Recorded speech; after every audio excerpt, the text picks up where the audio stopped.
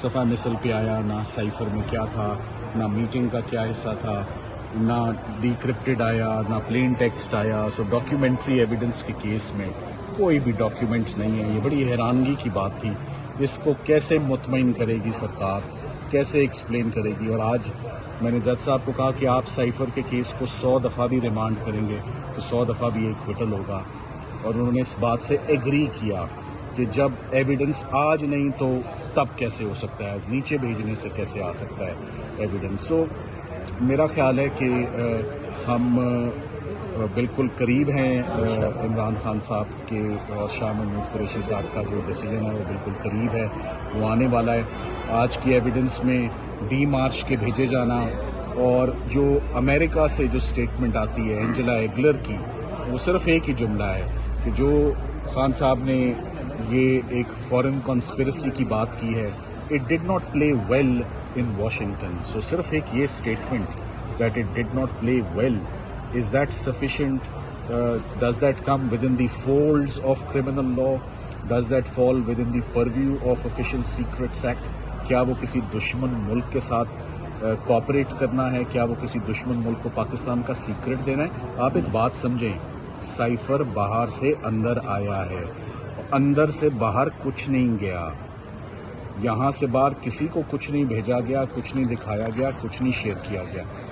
جب آپ کو بتاؤں گا کہ آفیشیل سیکرٹس ایکٹ میں کس قسم کی پروسیکیوشنز ہوتی رہیں، کوئی پاکستان کے راز آپ دے دیں کسی دوسرے ملک کو، کوئی کسی کلبھوشن یادو کا کیس ہو، کسی ابھی نندن کا کیس ہو، کسی F-16 کی ٹیکنالوجی ہو، کوئی کہوٹا نیوکلیئر پلانٹ کی ہو، کوئی فارن آفس کے سائفر بیورو کے اندر کی کوئی تصویریں، امیجز، سیکرٹ کوڈز نکال کے دشمن ملک کو دے دو جس سے پاکستان کی سالمیت کو نقصان پہنچ جائے.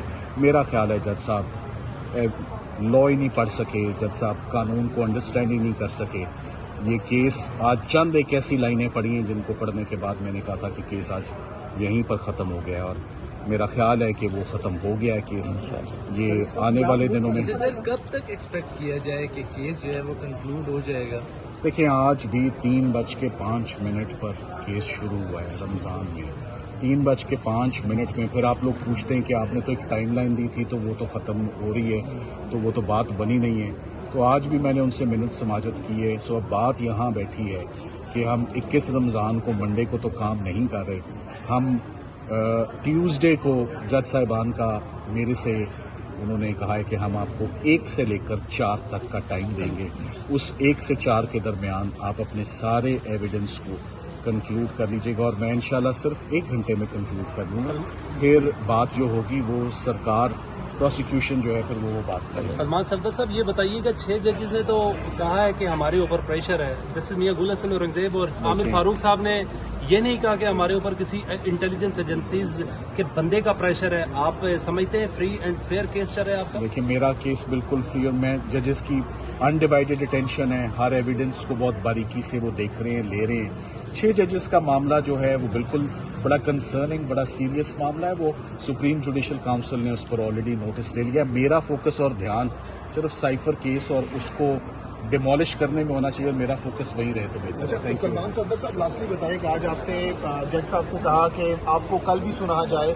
اب جب منڈے تک سماعت ملتوی کر دی گئی ہے تو کون سی مزید ایویڈنسز آپ پرووائڈ کریں گے جس کے بعد یہ معاملہ وائنڈ اپ ہوتا ہوا، یہ کیس وائنڈ اپ ہوتا ہوا؟ دیکھیں، آج مقدمے کے آغاز میں نے ان کو ایک بات جج صاحبان کے کائنڈ نوٹس میں دی. میں نے کہا ایک کرمنل کیس ایک برانڈ نیو گاڑی کی مانند ہوتا ہے، تشبیہ دی جاتی ہے. اس کے میں نے دروازے، بونٹ شونٹ تو اس کے تباہ ہو گئے ہیں. اگر آپ چاہتے ہیں کہ اس گاڑی کے ٹائر، چھت، بونٹ آگے پیچھے سے تباہ ہو جائے، جس کو ہم اکثر the boys call it total ہو جانا، تو اگر آپ کہتے ہیں کہ کیس ٹوٹل کر دو، انہوں نے کہا کیس ٹوٹل کر دو، تو ہم ٹوٹل کر رہے ہیں. اسد مجید صاحب کا